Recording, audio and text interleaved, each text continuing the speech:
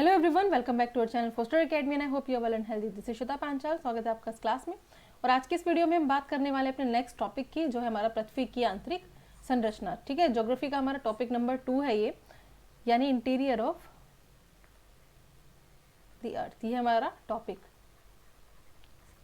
Interior of the earth. इससे पहले हमने बात की थी अर्ली थ्योरीज के बारे में, ठीक है, और मॉडर्न थ्योरीज के बारे में, जिसमें कि यूनिवर्स और प्लैनेट्स के बारे में हमने बात की थी। इसके अलावा formation of stars and planets and moon, ये सब भी हमने वहाँ पर डिस्कस किया था। तो चलिए स्टार्ट कर लेते हैं अपनी वीडियो। इससे पहले मैं आपको बता दूं, सिविक्स की प्लेलिस्ट भी यहाँ पर आपको मिल जाएगी सारे टॉपिक्स की, तो आप जाकर चेक कर सकते हैं। और एमसीक्यूज की जो भी इंपॉर्टेंट वीडियोस होगी उसको डिस्क्रिप्शन बॉक्स में मेंशन कर दिया मैंने, ठीक है, आप वहाँ जाकर देख सकते हैं। तो वीडियो को लास्ट तक जरूर देखिए, आई होप आपको हेल्प मिलेगी। और नोटिफिकेशन के लिए आप बेल आइकन को प्रेस करना ना भूलें, ताकि आपको नेक्स्ट वीडियो पता चल जाए। तो इस टॉपिक के इंट्रोडक्शन में हम कुछ एक चीज़ें देखेंगे, ठीक है, ताकि हम इस इंट्रोडक्शन में पता कर सके कि हम इस टॉपिक में क्या क्या पढ़ने वाले हैं। तो सबसे पहले तो हम बात करेंगे कि जो अर्थ है, जो हमारा ब्लू प्लैनेट है, ठीक है, जिस पे लाइफ है और हम रहते हैं, इसकी जो संरचना है वो कैसे हुई। क्या ये आज के टाइम में जैसे हमारी अर्थ दिखाई दे रही है, क्या ये स्टार्टिंग से ऐसा ही है? नहीं, ऐसी नहीं है।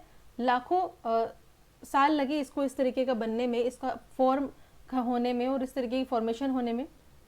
यहाँ पर आज के टाइम में हम देखते हैं अलग अलग कॉन्टिनेंट्स हैं, अलग अलग, ठीक है, फिर ओशंस हैं, लेकिन स्टार्टिंग में ऐसा कुछ भी नहीं था। ना ही यहाँ पर लाइफ थी, ठीक है, जिंदगी भी यहाँ पर नहीं थी इस अर्थ पर, ना ही किसी भी तरीके का वायुमंडल था। धीरे धीरे समय के साथ चीज़ें हुई, बनती बिगड़ती रही, कुछ ना कुछ चेंजेस आते रहे, तब जाकर आज के टाइम की लाइफ हम यहाँ पर देखते हैं अर्थ पर। तो पूरा का पूरा वायुमंडल कैसे तैयार हुआ, ये सब चीज़ें। तो आज के इस टॉपिक में हम अर्थ के बारे में ही जानेंगे कि अर्थ जो है उसके इंटीरियर में क्या है। यानी आपको पता है सबसे ऊपर है ये क्रस्ट, उसके बाद वाली लेयर जो आती है ये आती है आपकी मेंटल, और ये लास्ट में आपके अंदर कोर, ठीक है। तो ये तीनों लेयर है। इन लेयर्स के बारे में हम जानने की कोशिश करेंगे कि कौन सी लेयर कहाँ तक फैली है, किसका क्या इंपॉर्टेंट रोल है। साथ ही में यहाँ पर डिस्कस करेंगे कि फोर्सेस कौन कौन से होते हैं जो कि रिस्पॉन्सिबल होते हैं अर्थ को शेप करने में। जैसे कि आपका होता है एंडोजेनिक फोर्स और एक्सोजेनिक फोर्स, ठीक है, यानी ये है आपका अंतर्जात बल और ये है बहिर्जात, ठीक है। इस तरीके के फोर्सेस को भी देखेंगे कि इनसे क्या होता है। इसके अलावा हम बात करेंगे वोल्केनोज की, यानी ज्वालामुखी की, कि ज्वालामुखी के आने से ज्वालामुखी जो वोल्केनोज उनके टाइप कितने होते हैं, ठीक है। और इसके अलावा ज्वालामुखी के बाद हम बात करेंगे अर्थक्वेक की, ठीक है, अर्थक्वेक और इसकी वेव्स से क्या फर्क पड़ता है। ये सारी चीज़ें हम इस टॉपिक में आज देखने वाले हैं, ठीक है। तो चलिए स्टार्ट कर लेते हैं अपनी video without any further delay. चलिए, जब हम अर्थ की बात करते हैं तो हम इसके इंटीरियर की बात कर रहे हैं, और इसको जानने के लिए हमें साधन यानी कि सोर्सेज की ज़रूरत पड़ेगी। किसी भी चीज़ को जानने के लिए, उसकी जानकारी प्राप्त करने के लिए हमें कुछ सोर्सेज की ज़रूरत होती है, जिनसे हम उस चीज़ के बारे में पता कर सकें। तो यहाँ पे हमें अर्थ के बारे में पता करना है। देखिए, थोड़ा सा मैं लास्ट जो वीडियो थी उसके बारे में बात करूँगी। वहाँ पर हमने बात की थी अर्ली थ्योरीज की और मॉडर्न थ्योरीज की, ठीक है। तो इन दोनों तरीके की थ्योरीज में हमने बात की थी। अर्ली थ्योरीज में हमने प्लैनेट के बनने की बात की थी, ठीक है, लेकिन मॉडर्न थ्योरीज में हमने यूनिवर्स के बनने की बात की थी। तो ये थ्योरीज भी काफ़ी ज़्यादा इंपॉर्टेंट है। और यहाँ पर प्लैनेट के बारे में जब बात हुई थी तो हमने काफ़ी चीज़ों के बारे में डिस्कस किया था, और उनमें से ही आज हम डिस्कस करने वाले हैं अर्थ के बारे में। तो अर्थ, इसके बारे में आपको एक चीज़ पता होना चाहिए, इसका रेडियस जो है, इसकी जो त्रिज्या है वो कितनी है, 6370 किलोमीटर, ठीक है। अर्थ की अगर हम रेडियस की बात करें, त्रिज्या की बात करें, तो ये कितना है, 6370 किलोमीटर। और अर्थ के फॉर्म होने में आंतरिक बल, बाहरी बल दोनों ही रिस्पॉन्सिबल होते हैं। और देखिए, अर्थ के अंदर से जो मटेरियल मिला है उसको स्टडी करने के बाद जो साइंटिस्ट्स हैं वो विश्लेषण करने के बाद काफ़ी कुछ चीज़ें बताने में सक्षम हुए। ऐसे नहीं कि स्टार्टिंग से अर्थ के बारे में सबको पता ही था कि अर्थ किस शेप की है, उसके अंदर क्या है। बहुत ज़्यादा टाइम लगा है पता करने के लिए अर्थ के बारे में, और आज भी हमें कुछ ना कुछ नया पता ही चलता रहता है, रिसर्चेस होती ही रहती हैं, ठीक है। तो प्रत्येक स्रोत के रूप में हम देखेंगे अर्थ के बारे में अगर हमें पता करना है। तो पृथ्वी के आंतरिक भाग की जानकारी के लिए स्रोतों में ठोस धरातलीय चट्टानें सबूत के तौर पर, या कह सकते हैं हम एक प्रत्यक्ष स्रोत के तौर पर देख सकते हैं, यानी रॉक्स जो हैं उनकी वजह से हम पता लगा सकते हैं अर्थ के इंटीरियर के बारे में, जिनको हम खनन क्षेत्रों से प्राप्त करते हैं। और ये मटेरियल कैसे प्राप्त कर सकते हैं हम, इसको इरेज कर देते पहले। इस मटेरियल को हम कैसे प्राप्त कर सकते हैं, जिसके ऊपर विश्लेषण होना है और जिसके अंदर पता चलेगा अर्थ के बारे में ज़्यादा से ज़्यादा, ये खनन से पता चलेगा, ठीक है, माइनिंग वगैरह जो होती है उससे आपको पता चल जाता है। इसमें हम कुछ प्रोजेक्ट्स की बात करेंगे। अरे हाँ, इस खनन से रिलेटेड एक और चीज़ है, साउथ अफ्रीका में सोने की खान है, ठीक है, इसकी माइनिंग जब हुई थी तो ये 3 से 4 किलोमीटर तक ही हो पाई थी, और ये कह सकते हैं कि इससे ज़्यादा जाना मुश्किल हो गया था, इसलिए बहुत सारी जगहों पर तो जो खनन है, जो माइनिंग है, वो उतनी ज़्यादा नहीं भी की गई, ठीक है। तो यहाँ पर हम साउथ अफ्रीका की बात करेंगे, और एग्जाम के पॉइंट ऑफ व्यू से इंपॉर्टेंट इसलिए है कि आपसे पूछा जा सकता है कि दक्षिण अफ्रीका में कौन सी किस प्रकार की खानें थी, तो ये सोने की खानें थी, ये क्वेश्चन आया भी है एग्जाम में, ठीक है। और इनको कितना खोदा गया था, कितना गहरा खोदा गया, 3 से 4 किलोमीटर। भाई इससे ज़्यादा जाना तो मुश्किल था, क्योंकि टेम्परेचर जो है वो बढ़ जाता है, तो कंडीशंस वहाँ पर नहीं रहती हैं, ठीक है, इतने ज़्यादा टेम्परेचर में। तो खनन के अलावा हमने कुछ प्रोजेक्ट्स भी देखे, प्रवेधन वगैरह, ड्रिल वगैरह किया जा सकता था इसके लिए, ठीक है। ड्रिल की हेल्प से पता चल सकता है कि और ज़्यादा अगर हम ड्रिल करें तो वहाँ से क्या मटेरियल हम ले सकते हैं। तो ड्रिल को लेके यहाँ पर 2 प्रोजेक्ट सामने आए हैं। पहला प्रोजेक्ट है आपका DODP, ठीक है, DODP, और दूसरा प्रोजेक्ट है आपका यहाँ पर आई, या आई का मतलब है इंटीग्रेटेड ओशन ड्रिलिंग प्रोजेक्ट, ठीक है। तो दोनों में डिफरेंस सिर्फ यहाँ पर डी का है, ये है आपका डी का मतलब है डीप ओशन ड्रिलिंग प्रोजेक्ट, ठीक है, और ये आपका इंटीग्रेटेड ओशन, ठीक है, ड्रिलिंग प्रोजेक्ट। तो ये 2 तरीके के यहाँ पर प्रोजेक्ट थे जिनसे काफ़ी ज़्यादा हेल्प मिली पता करने के लिए कि किस तरीके से प्रवेधन यानी ड्रिलिंग के थ्रू हम चीज़ों को पता कर सकते हैं। अगर आपसे क्वेश्चन पूछ लिया जाए कि कौन सी ऐसी जगह है जहाँ पर सबसे ज़्यादा गहराई तक खोदा गया, ड्रिल किया गया, प्रवेधन कार्य चला, तो आपको बताना है आर्कटिक महासागर, ठीक है। आर्कटिक महासागर में जगह का नाम है कोला, यानी उस क्षेत्र का नाम है कोला जहां पर ड्रिल किया गया है, और कितना ड्रिल किया है, लगभग 12 किलोमीटर, ठीक है, और सबसे ज़्यादा गहरी खुदाई यहाँ पर की गई है। और यहाँ से जो चीज़ें प्राप्त हुई है, जहाँ से जो मटेरियल प्राप्त हुआ है, उस मटेरियल के थ्रू ही हम कह सकते हैं काफ़ी सारी चीज़ें साइंटिस्ट को पता करने में हेल्प मिली। इसके अलावा ज्वालामुखी जो है वो भी काफ़ी ज़्यादा हेल्प करते हैं आपको पता करने के लिए कि क्या सिचुएशन रही होगी अर्थ के इंटीरियर के बारे में, क्योंकि ज्वालामुखी है, ये आपको प्रोसेस पता ही होगा। जब पिछली वीडियो में मैंने बात की थी कि जब ज्वालामुखी पहले ज्वालामुखी नहीं थे अर्थ पर, लेकिन धीरे धीरे जिस तरीके से ज्वालामुखी, जब अर्थ ठंडी हो गई थी, ठंडी होने के बाद जब गर्मी नहीं निकल पा रही थी इंटीरियर में से अर्थ के, तो यहाँ से ज्वालामुखी बनने लगे और ये फूटने लगे। तो यहाँ पर जो होता है अंदर ही होता है मैग्मा, ठीक है, और जब ये बाहर निकल जाता है तो ये बन जाता है लावा, ठीक है। तो ये अंदर वाला जो होता है मैग्मा, और बाहर वाला होता है लावा। तो इसके साथ साथ काफ़ी सारे गैसेस भी मिलते हैं, निकलती है, तो काफ़ी सारी चीज़ें निकली, और लाखों साल पहले इन्वायरमेंट को डेवलप करने में ये भी काफ़ी ज़्यादा हेल्पफुल थी, ठीक है। तो इन सब चीज़ों से ही हमें एक तरीके साक्ष्य से ही पता चल सका इन सब चीज़ों के बारे में। तो प्रत्यक्ष जानकारी के तौर पर हम इन स्रोतों को देख सकते हैं, ठीक है।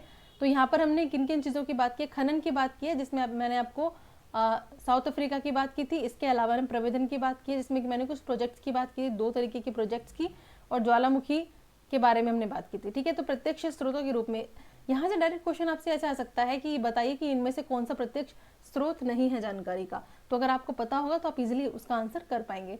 नेक्स्ट है आपके पास इनडायरेक्ट सोर्सेज। इसमें है इनडायरेक्ट सोर्सेज में आपकी काफ़ी सारी चीज़ें आएंगी। देखिए, किसी भी मैटर की यानी किसी भी पदार्थ की जो प्रॉपर्टीज़ होती है, या फिर कह सकते हैं किसी भी पदार्थ के जो गुण धर्म होते हैं, उसी का क्या किया जाता है, विश्लेषण किया जाता है, ठीक है। उसी को साइंटिस्ट क्या करते हैं, उसी का विश्लेषण करते हैं, उसी के ऊपर परीक्षण वगैरह करते हैं, फिर उनको चीज़ें पता चलती है, और जानने की कोशिश करते हैं कि अर्थ के इंटीरियर में क्या क्या चीज़ें हैं, कितने समय से हैं। तो इन सब चीज़ों के बारे में पता लगाया जाता है।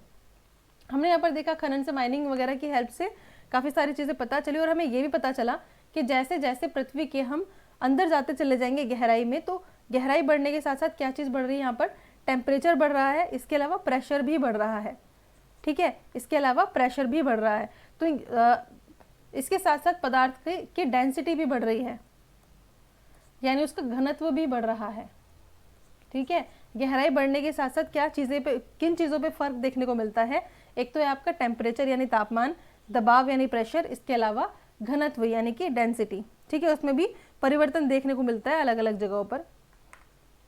तो इस तरीके से जो वैज्ञानिक हैं उन्होंने इन सब चीज़ों के बारे में अनुमान लगाया और फिर कुछ आप आगे अपने मतलब जो भी उनको रिपोर्ट्स देनी थी वो दी। नेक्स्ट हम बात करेंगे उल्काएं।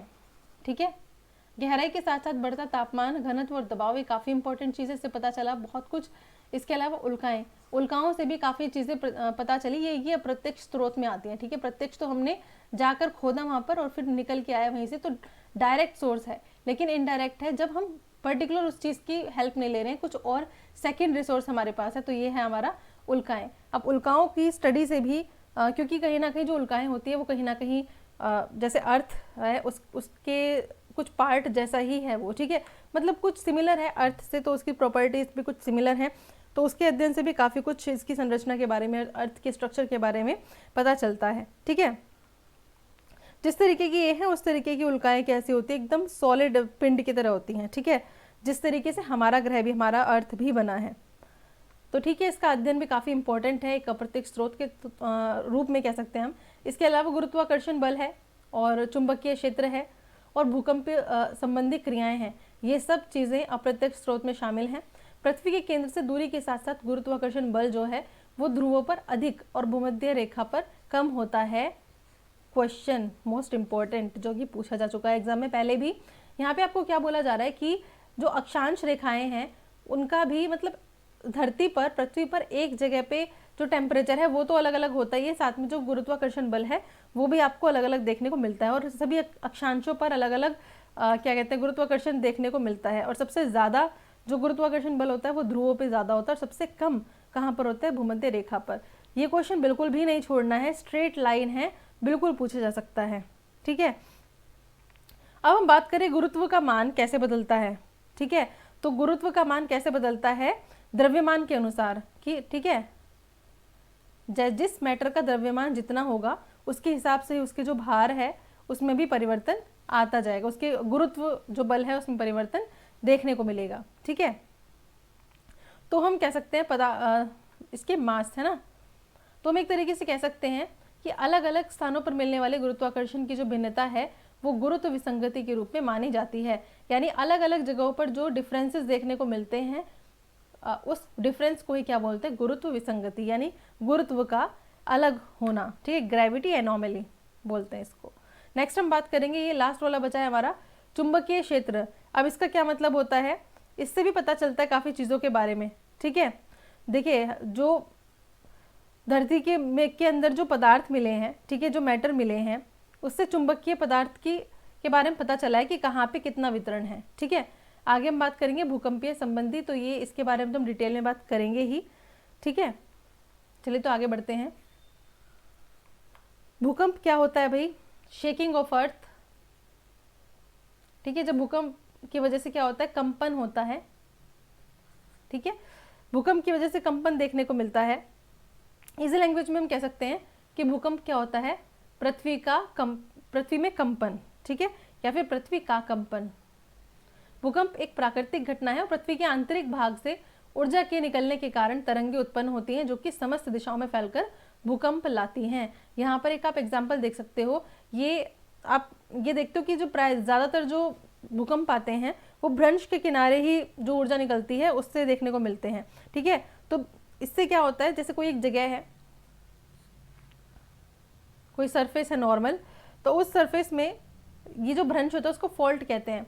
ये अभी पूरा का पूरा एक जैसा है लेकिन फोर्स लगा धरती के नीचे से, तो यहाँ पर क्रैक पड़ गया।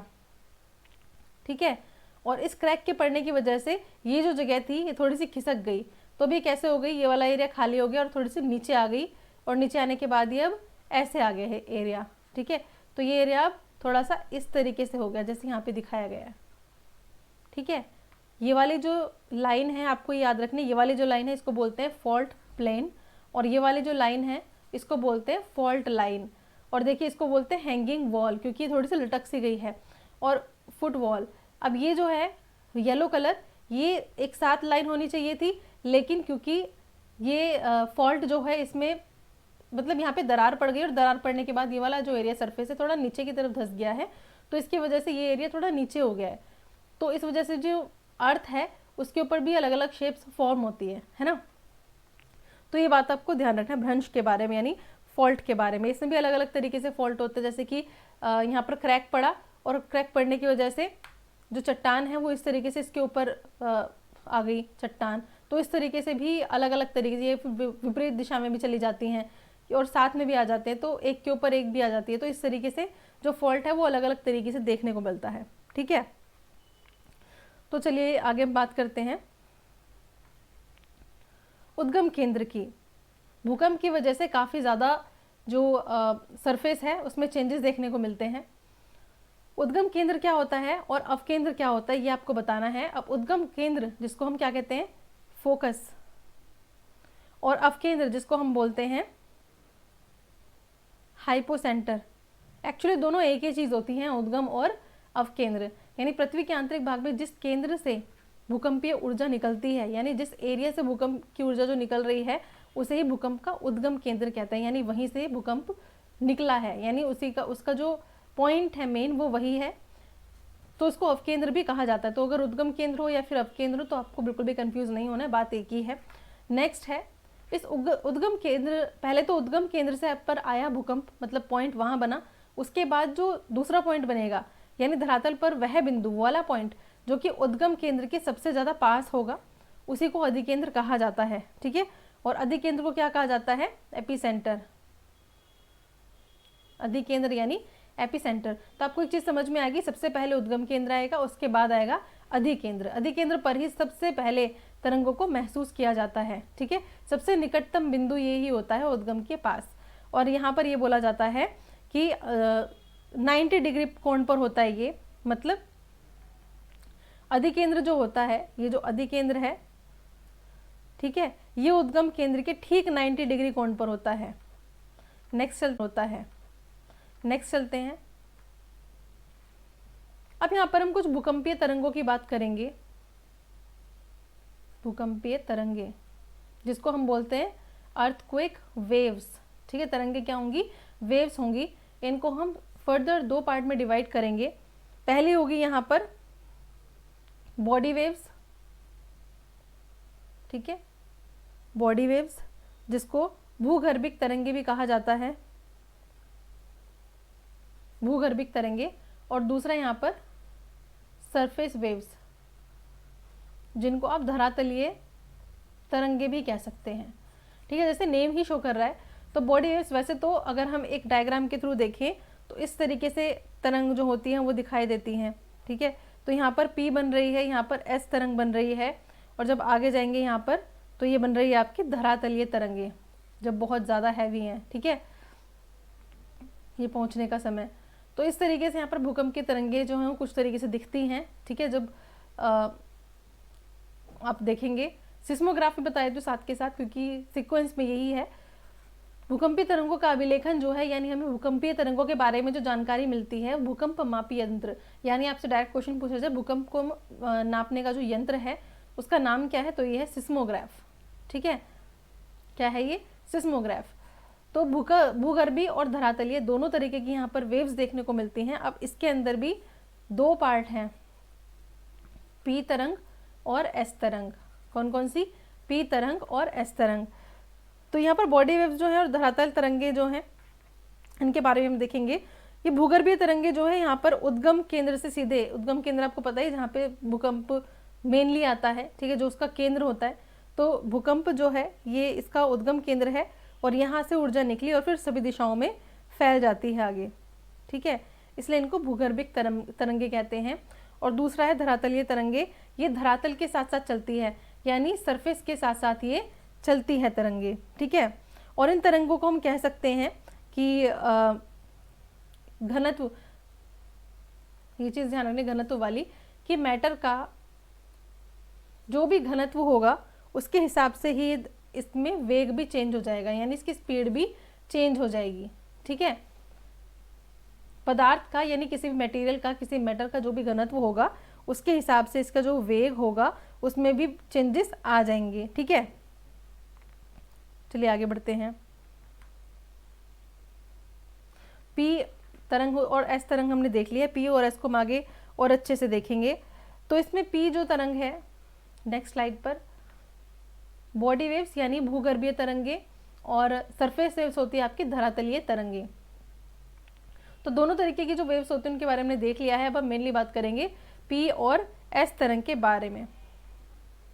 अच्छा, यहाँ पर परावर्तन और रिफ्रैक्शन भी आपको पता होना चाहिए, इस पर मैं वापस आऊँगी स्लाइड पर। तो यहाँ पर अर्थक्वेक वेव्स के अंदर हमने दोनों देखी, भूगर्भीय भी लिखना जरूरी है यहाँ पर, भूगर्भीय तरंगे, क्योंकि ये बॉडी वेव्स के पार्ट हैं। कई बार भूकंपीय तरंगों को 3 पार्ट में बांट दिया जाता है, तो कई बार सिर्फ 2 पार्ट में बांट दिया जाता है, लेकिन पी और एस जो है ना वो दोनों ही बॉडी वेव्स के पार्ट हैं।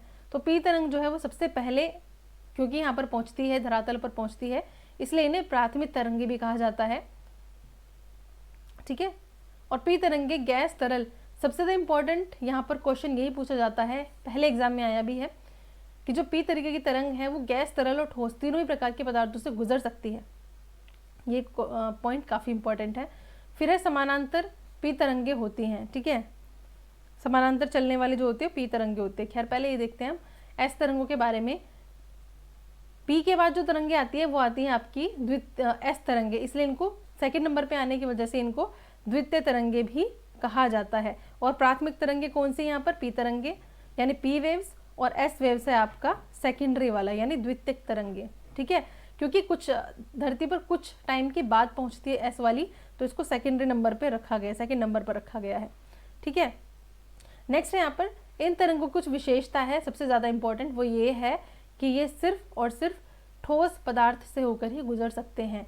ये काफ़ी इंपॉर्टेंट पॉइंट है, मैंने आपको पहले भी बताया है कि ये वाली जो तरंगे होती हैं ये ठोस मटेरियल से होकर ही गुजर सकती हैं, सिर्फ और सिर्फ। ठीक है ना, और ये इनके इम्पॉर्टेंट एक क्या कह सकते हैं एक विशेषता है कि ये सिर्फ ठोस से होकर गुजर सकते हैं, जबकि जो पी वाली होती है वो गैस, तरल और ठोस तीनों से होकर गुजर सकती है। ठीक है, तो इस चीज़ का भी यहाँ पर ध्यान रखना, ये एक इम्पॉर्टेंट पॉइंट है। अगर आपसे क्या बोलते हैं स्टेटस बनाकर अगर पूछा जाए या फिर स्टेटमेंट बनाकर पूछा जाए तो आप इस तरीके से आंसर करेंगे, यानी आपसे स्टेटस बनाने का मतलब ये है कि आपसे पूछा जा सकता है इनमें से कौन सा जो कथन है वो सही है या फिर कौन सा कथन गलत है, और आपको फिर स्टेटमेंट दे दी जाएंगी और फिर आप उसमें से आपको सेलेक्ट करना होगा आंसर। ठीक है, चलिए एस तरंग भी हो गया है। अब यहाँ पर हम एस तरंग के बारे में कुछ और चीज़ देखेंगे कि जो ये तरंगे हैं इनमें रिफ्लेक्शन और रिफ्रैक्शन जैसी चीज़ें देखने को मिलती हैं। परावर्तन, इसका मतलब क्या होता है? रिफ्लेक्शन। ठीक है, तो हम कह सकते हैं एक तरीके से परावर्तन की वजह से क्या होता है, तरंगे प्रतिध्वनित होकर क्या कर जाती है, लौट जाती हैं, यानी वापस चली जाती हैं। जबकि अगर हम आवर्तन की बात करें यानी रिफ्रैक्शन की बात करें तो यहाँ पर कई जो तरंगे होती है इसकी वजह से, आवर्तन की वजह से क्या होता है, तरंगे कई दिशाओं में फैल जाती हैं। क्या होता है, कई दिशाओं में चलती हैं या फैल जाती हैं। ठीक है, तो नेक्स्ट हम बात करेंगे सबसे ज़्यादा इंपॉर्टेंट पॉइंट की, कि सबसे ज़्यादा विनाशकारी जो तरंगे हैं वो कौन सी होती है, यानी सबसे ज़्यादा डेंजरस तरीके की अगर हम तरंग की बात करें, वेव की बात करें, तो वो कौन सी होती है, डेंजरस होती है यहाँ पर धरातलीय तरंगे यानी सरफेस वेव्स।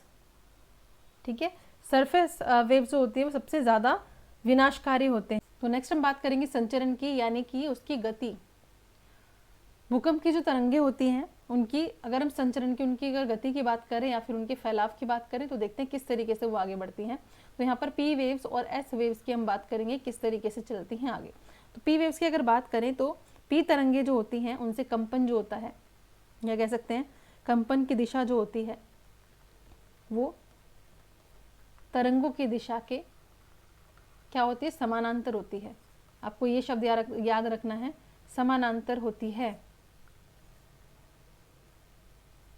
ठीक है, पी वेव्स में समानांतर, पी ये वाला पी और ये वाला पी, तो आपको याद रहेगा समानांतर होती है। ठीक है, और यहाँ पर एक क्या सिचुएशन है कि क्योंकि ये जो संचरण है यानी ये जो गति है ये गति की दिशा में ही जा रहा है, ये जो फैलाव है ये इस गति की दिशा में चलता रहेगा, तो इसके वजह से क्या होगा, किसी भी कह सकते हैं मैटर पे या किसी भी पदार्थ पे उसका असर पड़ेगा, दबाव पड़ेगा, और इस दबाव की वजह से उस पदार्थ का जो घनत्व है, उसकी जो डेंसिटी है, उसमें परिवर्तन आपको देखने को मिलेगा। ठीक है, इसी वजह से हम कह सकते हैं कि जो शैल होती है यानी जो रॉक्स होती हैं, ठीक है, उनमें बदलाव की स्थिति बनी रहती है, यानी उनके फैलने में या उनके सिकुड़ने में इसी चीज़ का रोल होता है। ठीक है, नेक्स्ट हम बात करेंगे एस वेव्स की। तो एस वेव्स का जहाँ भी नाम आएगा वहाँ पर आपको ध्यान रखना है, ये जो वेव्स होती हैं ये तरंगों की दिशा के कैसा बनाती हैं, समकोण। ठीक है, समकोण पर कंपन करती हैं। किस पर? समकोण पर। ठीक है, ये चीज़ आपको ध्यान रखनी है। और ये जहाँ से भी गुजरती हैं ये वाली वेव्स, एस वेव्स की बात हो रही है कि जिस भी पदार्थ से ये गुजरती हैं उसमें क्या गर्त बना देती हैं, ठीक है, या फिर गर्त और उभार की जो स्थिति है वो देखने को मिलती है। ठीक है, गर्त और गर्त तो लिख ही दिया था मैंने पहले, गर्त और उभार की जो स्थिति है वो देखने को मिलती है, मतलब कि सरफेस एरिया पर इस तरीके की शेप्स वहाँ पर बन जाती हैं। और आपको पता ही होगा जो सरफेस वेव्स होती हैं यानी जो धरातलीय तरंगे होती हैं वो सबसे ज़्यादा हार्मफुल होती हैं, सबसे ज़्यादा डेंजरस होती हैं। ठीक है, और इसकी वजह से बहुत ज़्यादा विनाश होता है, तो इनको विनाशकारी वेव्स भी कहा जाता है। एग्जाम में डायरेक्ट क्वेश्चन पूछ लिया जाता है, एनवीएस में आता क्वेश्चन कि जो विनाशकारी वेव्स है वो कौन सी है। ठीक है, तो ये है आपकी सरफेस वेव्स। सिंपल सा आंसर है सरफेस वेव्स यानी धरातलीय तरंगे। नेक्स्ट हमारे पास छाया क्षेत्र। छाया क्षेत्र का मतलब है कि भूकंप को जो हमारा कह सकते हैं कि भूकंप लेखी हमारे पास एक यंत्र होता है जिसको हम क्या बोलते हैं, अभी मैंने बताया था आपको थोड़ी देर पहले ही, सिस्मोग्राफ। ठीक है, ये है सिस्मोग्राफ। ये क्या करता है, दूर से आने वाले जो तरंगे होती हैं उनको क्या करता है, उनको अभिलेखित करता है। क्या करता है, उनको अभिलेखित करता है। लेकिन कुछ एरिया ऐसा होता है, कुछ जोन्स ऐसी होती हैं जहाँ पे ये जो तरंगे हैं इनको रिकॉर्ड नहीं किया जाता। ठीक है, इनकी रिकॉर्डिंग नहीं हो पाती, यानी ये एरिया बच जाता है और वहाँ पर जो तरंगे हैं वो अभिलेखित नहीं होती। तो ऐसे जोन्स को क्या कहते हैं, शैडो जोन्स। क्या कहते हैं, शैडो जोन्स। तो यहाँ पर आप शैडो जोन्स देख सकते हैं दोनों ही जगह पर। यहाँ पर आपको एक चीज़ ध्यान रखनी है कि एक क्षेत्र दूसरे क्षेत्र से बिल्कुल भिन्न हो सकता है। ठीक है, तो यहाँ पर पी वेव है, यहाँ पर शैडो जोन बन रहा है, यहाँ पर भी पी वेव का शैडो जोन बन रहा है, और इधर है पी वेव रिसीव्स। ठीक है, पी वेव जो है ये रिसीव हो रही है इस एरिया में, लेकिन इस एरिया में रिसीव नहीं हो रही है। यहाँ पे लिखा है नो डायरेक्ट वेव्स, यानी इस एरिया में कोई भी डायरेक्ट वेव्स नहीं पड़ रही है। कौन सी? पी वेव्स इस एरिया में। ऐसे अगर हम दूसरे की बात करें तो यहाँ पर आपका भूकंप है ये, ठीक है, और यहाँ पर ये एस तरंगे दर्शाई हुई हैं। ठीक है, ये है एस तरंग, और ये आपका कोर है, यानी अर्थ का जो अंदर सबसे अंदरूनी पार्ट होता है, कोर। ठीक है, और ये जो पूरा एरिया यहाँ पर लिखा है no direct S wave receive, यानी कोई डायरेक्ट एस वेव यहाँ पर रिसीव नहीं हो रहा है, तो ये आ जाएगा आपका S wave shadow zone. So this is called shadow zone, S wave shadow zone, और ये आपका पी वेव शैडो जोन। तो ये दोनों ही जोन जो आपको ध्यान रखने। नेक्स्ट है हमारे पास भूकंप के टाइप्स आपको बताने हैं। हमने अभी बात की थी अर्थक्वेक की, कि अर्थक्वेक है, इसको नापा कैसे जाता है। अब ये है, यहाँ पर आपको उसके प्रकार बताए गए हैं कि भूकंप के कितने टाइप होते हैं। पहला है विवर्तनिक भूकंप, इसका मतलब होता है, आप इसको किसी और नाम से भी जान सकते हैं, जो कि आपका टेक्टोनिक। ठीक है, ये एक सामान्य तरीके का भूकंप आते हैं, ज़्यादातर इसी टाइप के आते हैं, और इसको आप मेनली बोल सकते हैं स्लाइडिंग ऑफ रॉक्स। इसकी वजह से ये कंडीशन देखने को मिलती है, रॉक्स वगैरह का यानी चट्टानों का खिसकना जैसी सिचुएशन इसकी वजह से बनती है। दूसरा टाइप है हमारे पास ज्वालामुखी से उत्पन्न होने वाले भूकंप, यानी वोल्केनिक इनको बोल सकते हैं। ठीक है, वोल्केनिक एरिया जहाँ भी होते हैं, जहाँ भी एक्टिव वोल्केनिक एरिया होते हैं, यानी बहुत ज़्यादा ज्वालामुखी क्षेत्र होता है, उस जगह पर भी आपको भूकंप देखने को मिलते हैं। थर्ड है आपका नियत भूकंप। ठीक है, इसको हम कहेंगे कि जो माइनिंग होता है, खनन जो काम होता है, उसकी वजह से धरती जो है शेक होती रहती है, तो उसकी वजह से वहाँ पर भूकंप के झटके महसूस होते रहते हैं। नेक्स्ट है हमारे पास विस्फोट से उत्पन्न होने वाले, यानी कि एक्सप्लोजन से होने वाला भूकंप। ठीक है, ये न्यूक्लियर भी हो सकता है, तो ये कह सकते हैं हम कि कोई किसी भी तरीके का परमाणु या रासायनिक विस्फोट हो सकता है, इसकी वजह से जो धरती है वो कांप जाती है, तो उसकी वजह से विस्फोटक जन्य भूकंप भी आ जाते हैं। नेक्स्ट है हमारे पास बांध जनित, यानी रिजर्वियर से रिलेटेड है ये, ठीक है। और ये जो भूकंप है ये बांध वाले एरिया में ज़्यादातर देखने को मिलता है। अर्थ वहाँ मतलब जो ज़मीन है वहाँ का जो एरिया होता है वो शेक होता रहता है, वहाँ पे कंपन महसूस होता रहता है। नेक्स्ट हम बात करेंगे भूकंप के माप की। तो इससे रिलेटेड हमारे पास 2 तरीके के स्केल हैं। एनवीएस में पूछा जाने वाला क्वेश्चन है और वहाँ पर मोस्टली बच्चे क्वेश्चन गलत करके आए तो फिर कहने लगे कि ये तो आंसर गलत दिया हुआ है। तो रिक्टर स्केल है और यहाँ पर एक और वर्ड है मरकैली, ठीक है। तो रिक्टर स्केल यहाँ पर हम इसको नापने के लिए आपको ये बात ध्यान रखनी है कि एक तो भूकंप की तीव्रता होती है और उसके आघात की तीव्रता होती है, ठीक है। एक तो नॉर्मल तीव्रता होती है, एक यहाँ पर आघात की तीव्रता, यानी कितना ज़्यादा नुकसान हुआ है भूकंप के आने के बाद, प्रत्यक्ष नुकसान कितना हुआ है। तो रिक्टर स्केल जो है तो हमने पहले बात कर ली है, ये भूकंप को नापने का एक यंत्र है रिक्टर स्केल, ठीक है। ये भूकंप को नापने का एक यंत्र है और इसमें अगर हम देखें तो तीव्रता जो होती है इसकी ये 0 से 10 तक रिकॉर्ड की जाती है, ठीक है। और हम पता लगाते हैं कि जो भूकंप है वो कितना तेज था, कितना तीव्र भूकंप था। नेक्स्ट है यहाँ पर इटली का एक साइंटिस्ट है जिसका नाम था मरकैली। तो इस नाम से एक स्केल बनाया गया। अब ये किस चीज़ के लिए था? आघात की तीव्रता नापने के लिए, ठीक है।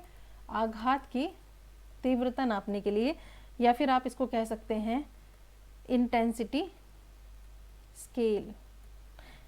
इसकी वजह से क्या है, भूकंप के झटकों की वजह से जो कह सकते हैं कि जो प्रत्यक्ष हानि हुई है उसके द्वारा निर्धारित की जाती थी, ठीक है। और इसकी गहनता हम नाप सकते हैं। इसके लिए कितने पॉइंट्स दिए हुए हैं? 1 से 12। तो हमें पता चलता है कि कितना भूकंप कितना तेज था, उसकी वजह से कितना नुकसान हुआ।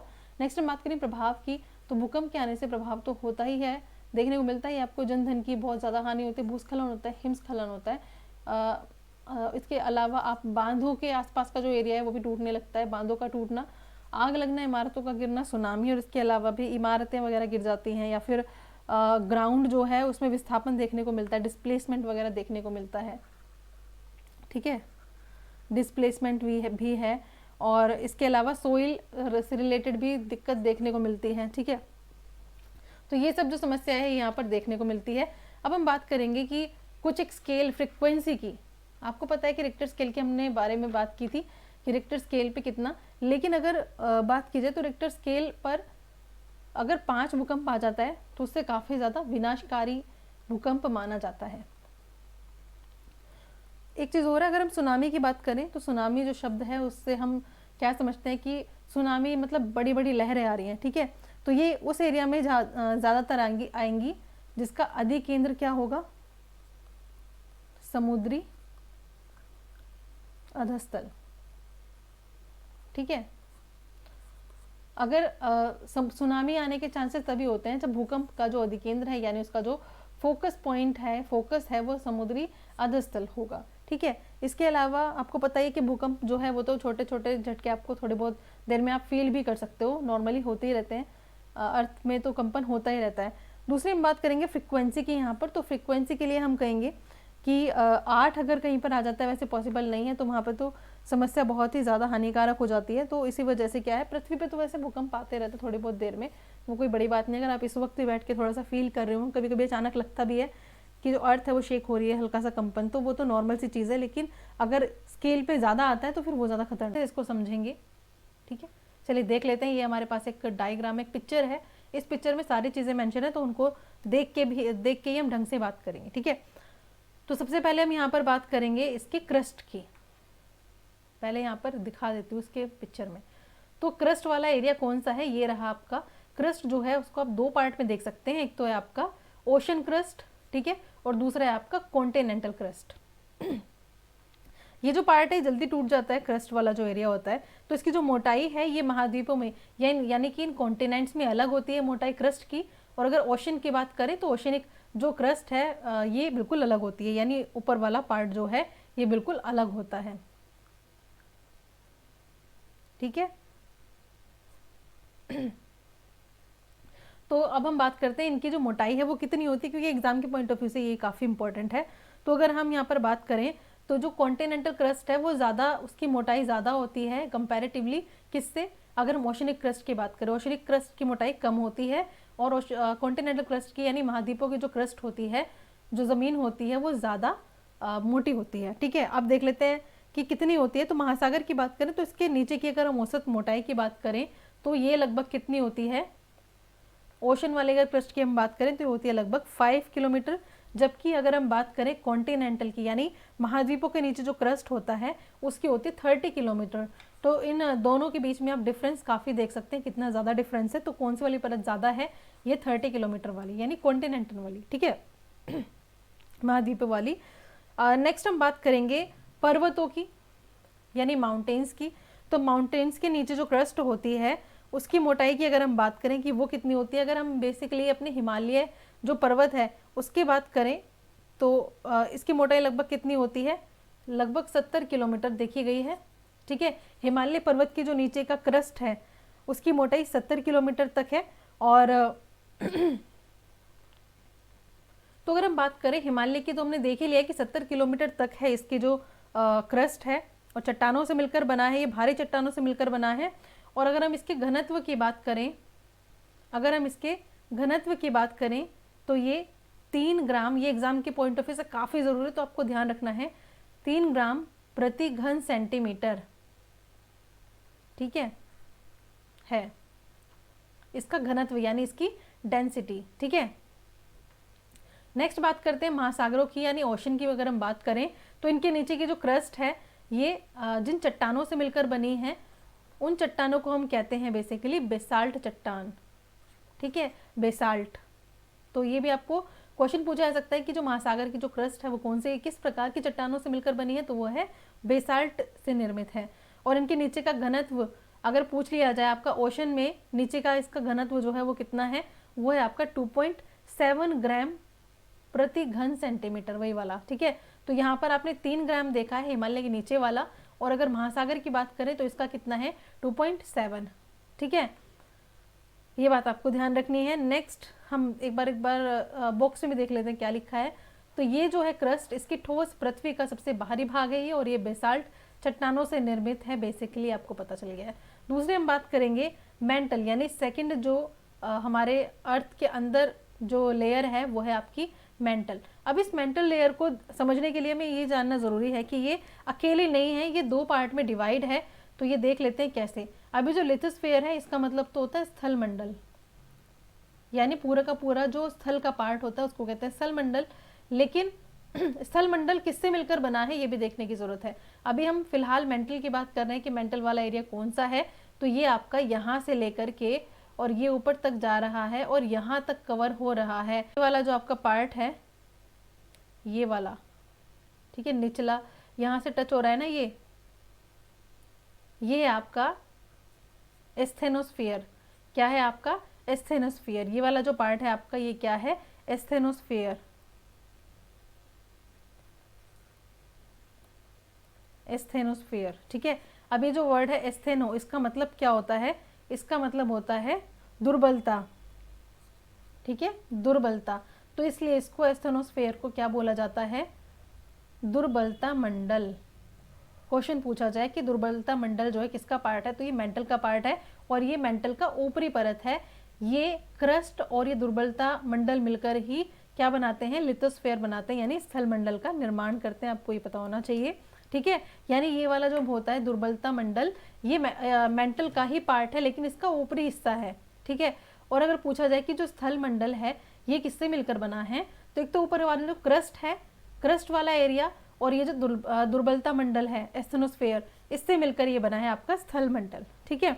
ये बात आपको ध्यान रखनी है। अगर हम इसके विस्तार की बात करें तो ये लगभग 400 किलोमीटर तक इसको एस्टिमेट किया गया है। और ये भी बात कही गई है कि जो वोल्केनोज हैं यानी जो ज्वालामुखी उद्गार होता है और जो लावा आप देखते हो वो निकलता है, वो इसी वाले मंडल से ही निकलता है, मतलब इसी जगह से निकलता है, ठीक है। उसका स्रोत मुख्य यही ही है, ठीक है। नेक्स्ट हम बात करेंगे, ये आपको पता चली गई स्थल मंडल जो है वो इन दोनों से मिलकर बना है, किससे, क्रस्ट से, और मेंटल का जो ऊपरी पार्ट है, ठीक है, इससे मिलकर बना है। और इसकी जो मोटाई है वो लगभग कितनी बताई गई है, 10 से 200 किलोमीटर के बीच में। निचला मेंटल जो है ये जहाँ पर दुर्बलता मंडल समाप्त हो जाता है इसके बाद से आपका निचला मेंटल शुरू होता है, ठीक है। ये वाली जो लेयर है ये शुरू होती है और ये पूरी तरीके से कैसी अवस्था में है, ठोस अवस्था में ही है ये भी, ठीक है। ये कैसी अवस्था में, ठोस अवस्था में, क्योंकि यहाँ से क्वेश्चन पूछ लिया जाता है कि ये कैसी अवस्था में है, तो ये ठोस अवस्था में है, मेंटल का निचले वाला जो पार्ट है। तो आई होप आपको ये चीज़ तो क्लियर बिल्कुल हो गई होगी कि दुर्बलता मंडल क्या है। इसके ऊपर क्वेश्चन आया था, क्योंकि मोस्टली क्या पता होता है कि क्रस्ट है और इसके बाद फिर मेंटल का पार्ट है और उसके बाद फिर कोर का पार्ट है, लेकिन सिर्फ इतना जानना भर काफ़ी नहीं है। ठीक है, अब आपको अच्छे से ये चीज़ समझ में आ गई होगी। तो मेंटल जो है इसमें इसकी गहराई लगभग टोटल अगर हम बात करें तो टोटल कितनी है, लगभग 2900 किलोमीटर। ठीक है, टोटल गहराई कितनी है इसकी, 2900 किलोमीटर, और इसका ऊपरी भाग दुर्बलता मंडल कहलाता है, यानी एस्थेनोस्फेयर है, ये आपको ध्यान रखना है। नेक्स्ट हम बात करेंगे कोर की। ठीक है, तो यहाँ पर हम नेक्स्ट बात करेंगे कोर की, जिसको हम क्रोड भी बोलते हैं। ठीक है, यानी ये वाला जो एरिया है आपका, ये वाला और ये वाला, ये दोनों ही एरिया जो है आपकी, ये कोर कहे जाते हैं, यानी क्रोड कहे जाते हैं। ये है आपका आउटर वाला, ये है आपका इनर कोर, ये है आपका द्रव अवस्था में, और ये है आपका पूरी तरीके से सॉलिड अवस्था में, यानी ये पूरी तरीके से ठोस है अंदर वाला ये वाला पार्ट। ठीक है, अब इसके बारे में हम जानने की कोशिश करते हैं कि क्या है क्रोड की। अगर हम विस्तार की बात करें तो क्रोड व मेंटल की जो सीमा है वो 2900 किलोमीटर की गहराई पर है। ठीक है, और यहीं से हम बात करेंगे आउटर कोर की, तो ये बिल्कुल तरल अवस्था में, मैंने आपको बता ही दिया है। ठीक है, इनर है ये वाला कोर जो है आपका इनर कोर, ये बिल्कुल ठोस अवस्था में है। और चट्टानों का घनत्व यहाँ पर लगभग कितना है, 5 ग्राम प्रति घन सेंटीमीटर। ठीक है, ये आपको ध्यान रखनी है बात। और इसमें मेन यही है कि इसको किस नाम से जाना जाता है, पृथ्वी केंद्र तक है, 2900 किलोमीटर से पृथ्वी केंद्र तक है, ये निकिल व लोहे से बना है। अब जो क्रोड है वो किस चीज़ से बना है, ये आपको बात पता होनी चाहिए। ये काफ़ी भारी होता है, भारी पदार्थों से मिलकर बना होता है। एक है आपका निकिल और फेरम, यानी निकिल से आपका बना नी और फेरम से फे। तो आप इसको बेसिकली क्या नाम देते हैं, निफे। आपके एग्जाम में पूछ लेता है डायरेक्ट, निफे जो है वो क्या है। ठीक है, तो इसको निफे नाम से जाना जाता है।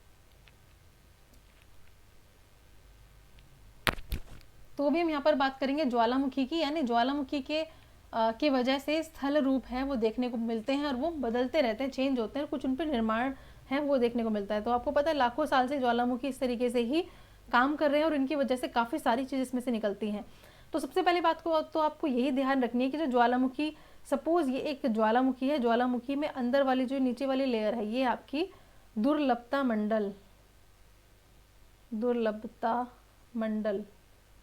ठीक है, ये आपकी दुर्लभता मंडल जो हमने अभी पढ़ी थी, ये नीचे वाला पार्ट है दुर्लभता मंडल मेंटल का। यानी आपकी पहले तो क्रस्ट होती है, उसके ऊपर अंदर वाली लेयर होती है मेंटल। इस मेंटल में भी 2 लेयर होती है, एक तो ऊपर वाली लेयर को दुर्लभता मंडल कहते हैं। ठीक है, तो ये जो दुर्लभता मंडल होते हैं ये इसमें तरल पदार्थ होते हैं, एक तरीके से आप कह सकते हैं। तो यही इसी मंडल से निकलता है मैग्मा, बनता है मैग्मा। और ये जो मैग्मा यहाँ पर आकर जो बाहर निकलता है, इस बाहर निकलने वाले को बोलते हैं लावा। तो ये जो आप देख रहे हैं जो बाहर निकल रहा है ये है आपका लावा, और जो अंदर बन रहा है वो है मैग्मा। तो मैग्मा और लावा में आपको डिफरेंस पता होना चाहिए। ठीक है, तो जब किसी ज्वालामुखी से गैसें, राख, तरल, चट्टानी पदार्थ, लावा आदि बाहर निकलता है तो फिर उसको सक्रिय ज्वालामुखी कहा जाता है। बहुत सारे ज्वालामुखी हैं वो बिल्कुल भी सक्रिय नहीं है, साल यानी बहुत साल हो जाते हैं उनमें, और उनमें कोई भी इस तरीके से वो एक्टिव नहीं होते।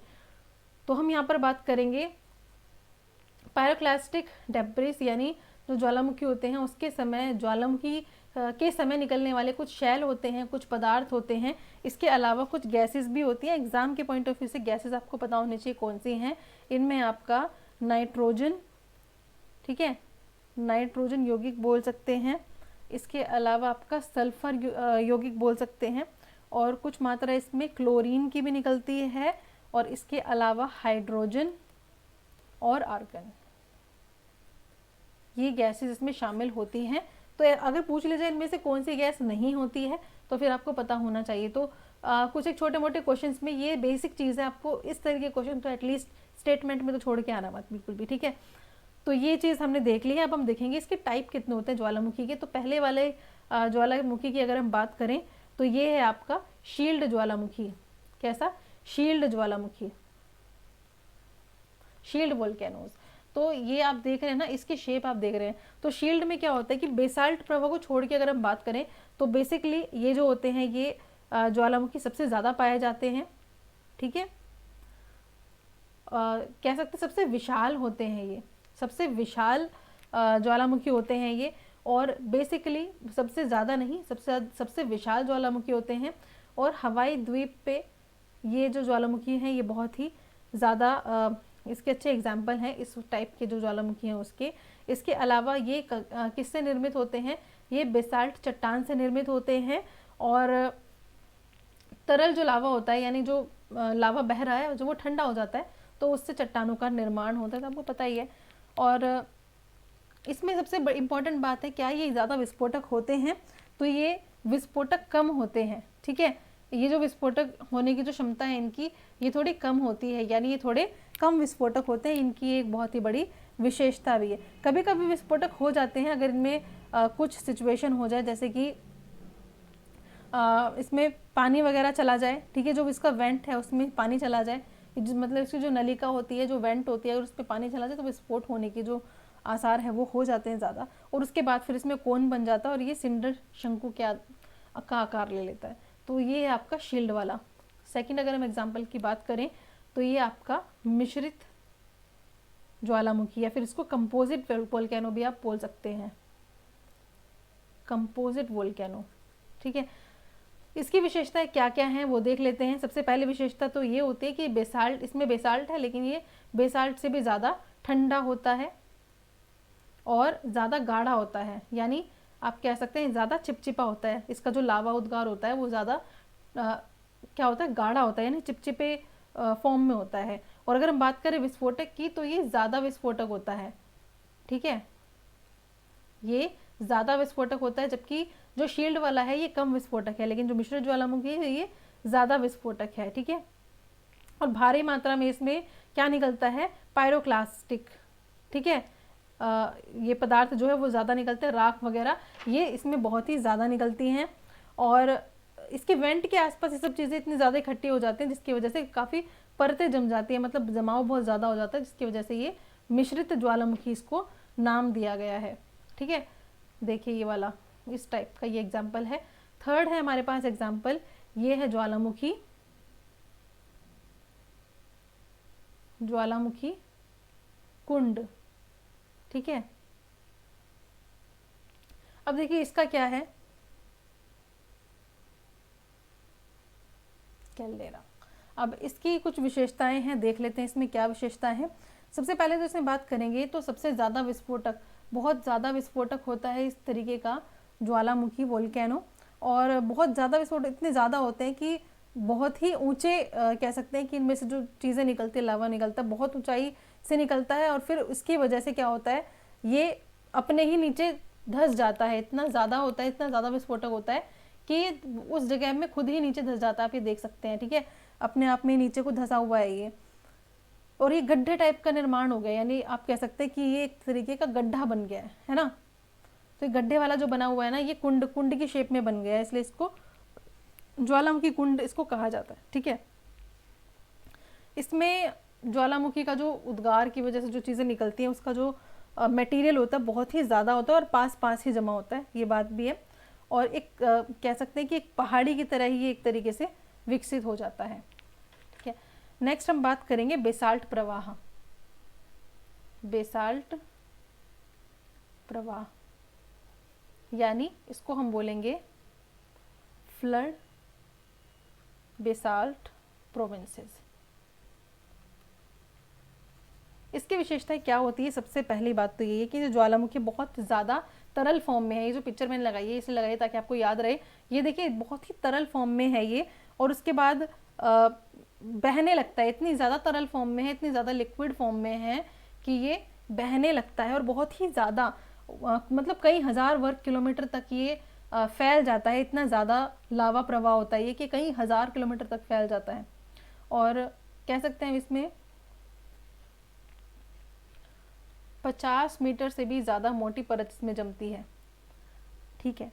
और ये अकेला ही प्रवाह कह सकते हैं कि बहुत ज़्यादा सैकड़ों किलोमीटर तक भी ये कई बार फैल जाता है। और इसी वजह से अगर हम भारत के एग्जाम्पल की बात करें तो भारत का अगर एग्जाम्पल ले तो यहाँ का महाराष्ट्र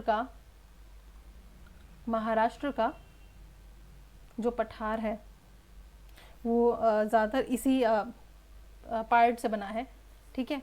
महाराष्ट्र आपको ध्यान रखना है यहाँ पर, महाराष्ट्र जो उसका जो पठार है वो इसी तरीके का एक मतलब ऐसा ही कुछ ऐसा एग्जाम्पल आप कह सकते हैं, ठीक है, यानी बेसाल्ट वाला प्रवाह है, बेसाल्ट प्रवाह।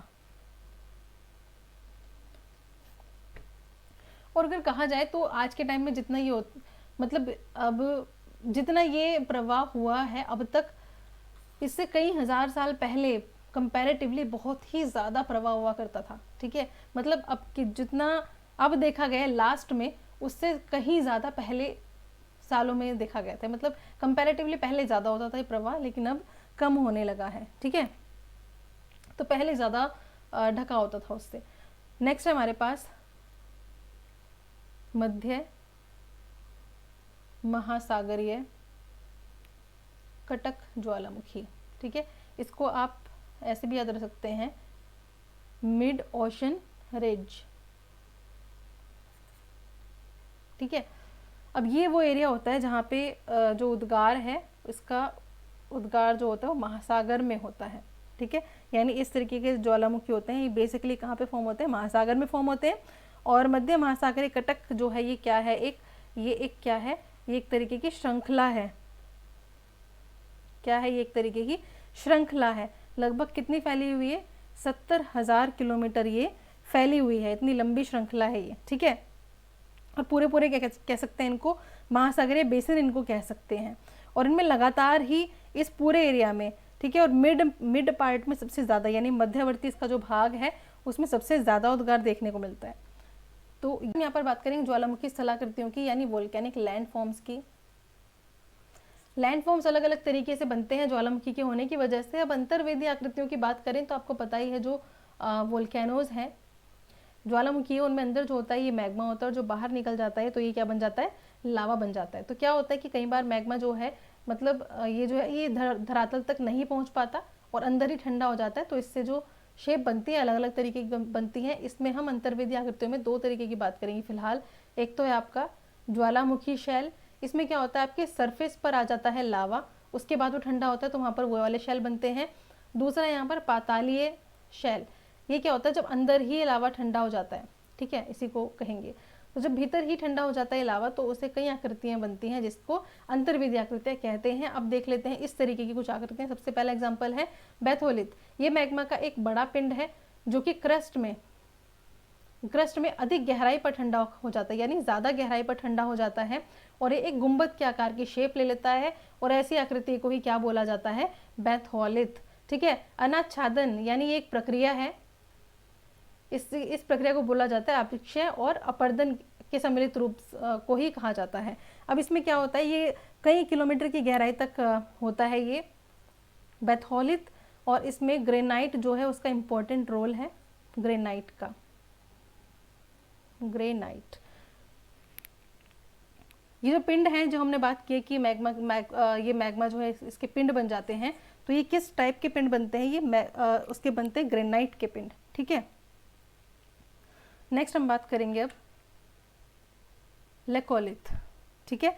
नेक्स्ट हम बात करेंगे लेकोलिथ। तो पृथ्वी की सतह के नीचे बने आग्नेय शैलों का एक वृहत टीला, कौन से शैलों का, आग्नेय शैलों का एक वृहत टीला, जिसका निचला भाग प्राय समतल और ऊपरी भाग गुंबद के आकार का होता है, ठीक है।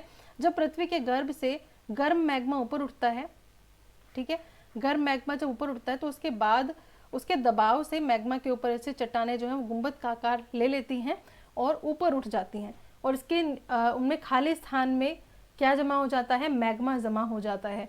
तो यही जो मैग्मा होता है वो बाद में ठंडा होकर लेकोलिथ में परिवर्तित हो जाता है। नेक्स्ट हम बात करेंगे लेपोलिथ क्या होता है।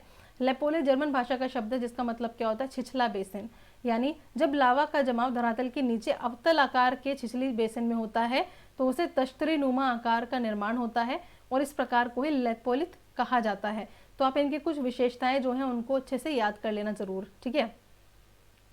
अब क्या हम बात करेंगे, अपपत्रित एक प्रकार का भौतिक अपक्षय है, यानी टूटने की प्रक्रिया इसको कह सकते हैं, जिसके कारण धरातल से शैलों की जो परतें हैं वो उखड़ती हैं। यह क्रिया तापीय प्रभाव के कारण होता है और इसे अपदलन भी कहा जाता है, ठीक है। नेक्स्ट हमारे पास जो आता है वो है आपका फेकोलिथ। ज्वालामुखी उद्गार के समय मोड़दार पर्वतों की अपनति तथा अभिनति में लावा का जमाव हो जाता है और इस प्रकार से बनी हुई आग्नेय शैलों को ही क्या कहा जाता है, फेकोलिथ। नेक्स्ट हम बात करेंगे सिल। सिल जो है वो परत के रूप में आग्नेय शैल का एक समूह होती है। देखिए जब लावा का प्रवाह होता है तो लावा का जमाव कैसा हो जाता है, लेयर में हो जाता है, यानी परतदार अथवा रूपांतरित शैलों की परतों के बीच में हो जाता है। जब इन जमाव की मोटाई अधिक हो जाती है तो इससे किस चीज़ का निर्माण होता है, सिल का निर्माण होता है, लेकिन ये पतली सिल को क्या कहा जाता है, शीट कहा जाता है। नेक्स्ट हमने अभी अपनति और अभिनति की बात की थी, तो देख लेते हैं अपनति क्या होता है।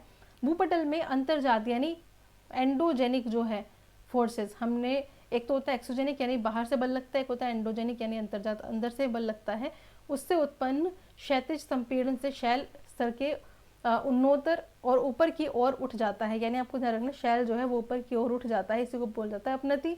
और अभिनति होता है इसमें संपीड़न द्वारा बनने वाला वलन का जिसमें नीचे की ओर भाग, जिसमें कि जो भाग है वो नीचे की ओर वाला भाग हो जाता है, यानी ये अभिनति इसमें हो जाती है, जबकि इसके दोनों कटकनुमा भाग अपनति कहलाते हैं।